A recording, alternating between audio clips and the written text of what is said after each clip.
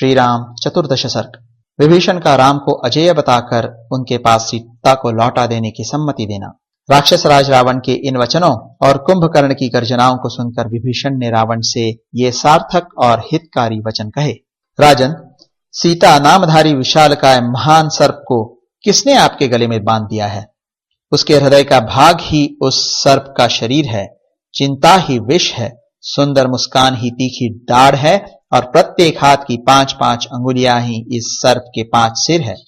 जब तक पर्वत शिखर के समान ऊंचे वानर, जिनके दांत और नख ही आयुध हैं, लंका पर चढ़ाई नहीं करते, तभी तक आप दशरथ नंदन श्री राम के हाथ में मिथिलेश कुमारी सीता को सौंप दीजिए। जब तक श्री रामचंद्र जी के चलाए हुए वायु के समान वेगशाली तथा वज्रतुल्य बाण राक्षस शिरोमणियों के सिर नहीं काट रहे हैं, तभी तक आप दशरथ नंदन श्री राम की सेवा में सीता जी को समर्पित कर दीजिए। राजन, ये कुंभकर्ण, इंद्रजीत, महापार्श्व, महोदर, निकुंभ, कुंभ और अतिकाय कोई भी सम्रांगण में श्री रघुनाथ जी के सामने नहीं ठहर सकते हैं। यदि सूर्य या वायु आपकी रक्षा करें, इंद्र या यम आपको गोद में छिपा लें, अथवा आप आकाश या पाताल में घुस जाएं, तो भी श्री राम के हाथ से जीवित नहीं बच सकेंगे। विभीषण की यह बात सुनकर प्रहस्त ने कहा, हम देवताओं अथवा दानवों से कभी नहीं डरते। भय क्या वस्तु है, यह हम जानते ही नहीं है। हमें युद्ध में यक्षों, गंधर्वों, बड़े बड़े नागों, पक्षियों और सर्पों से भी भय नहीं होता है। इस सम्रांगण में राजकुमार राम से हमें कभी भी कैसे भय होगा? विभीषण राजा रावण के सच्चे हितैषी थे। उनकी बुद्धि का धर्म, अर्थ और काम में अच्छा प्रवेश था। उन्होंने प्रहस्त के अहितकर वचन सुनकर यह महान अर्थ से युक्त बात कही।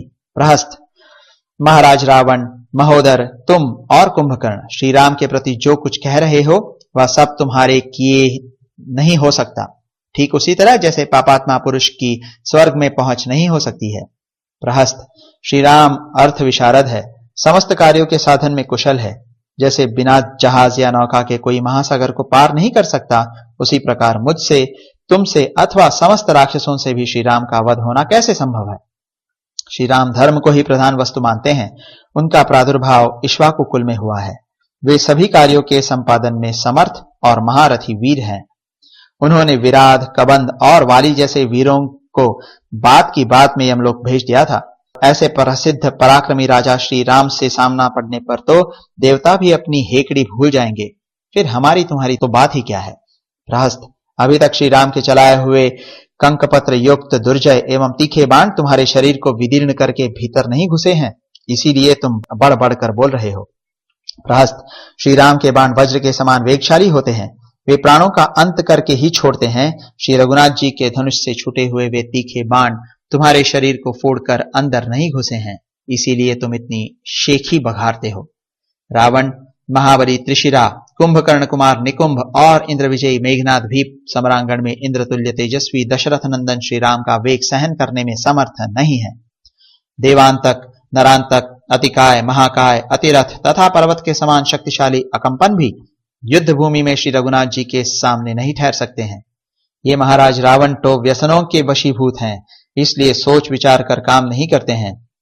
इसके सिवा ये स्वभाव से ही कठोर हैं तथा राक्षसों के सत्यानाश के लिए तुम जैसे शत्रुतुल्य मित्र की सेवा में उपस्थित रहते हैं। इस पर एक टिप्पणी है। राजाओं के 7 व्यसन माने गए हैं। कामंदक नीति का वचन गोविंद राज की टीका रामायण भूषण से।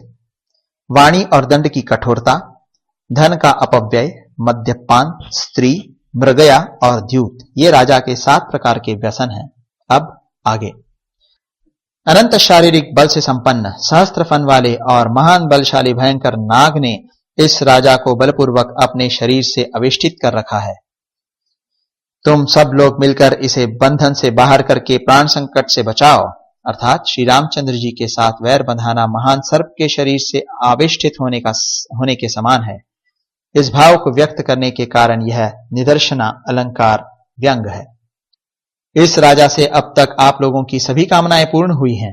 आप सब लोग इसके हितैषी सुहृद है। अतः जैसे भयंकर बलशाली भूतों से गृहित हुए पुरुष को उसके हितैषी आत्मीय जन उसके प्रति बलात्कार के भी उसकी रक्षा करते हैं, उसी प्रकार आप सब लोग एकमत होकर आवश्यकता हो तो इसके केश पकड़कर भी इसे अनुचित मार्ग पर जाने से रोकें और सब प्रकार से इसकी रक्षा करें।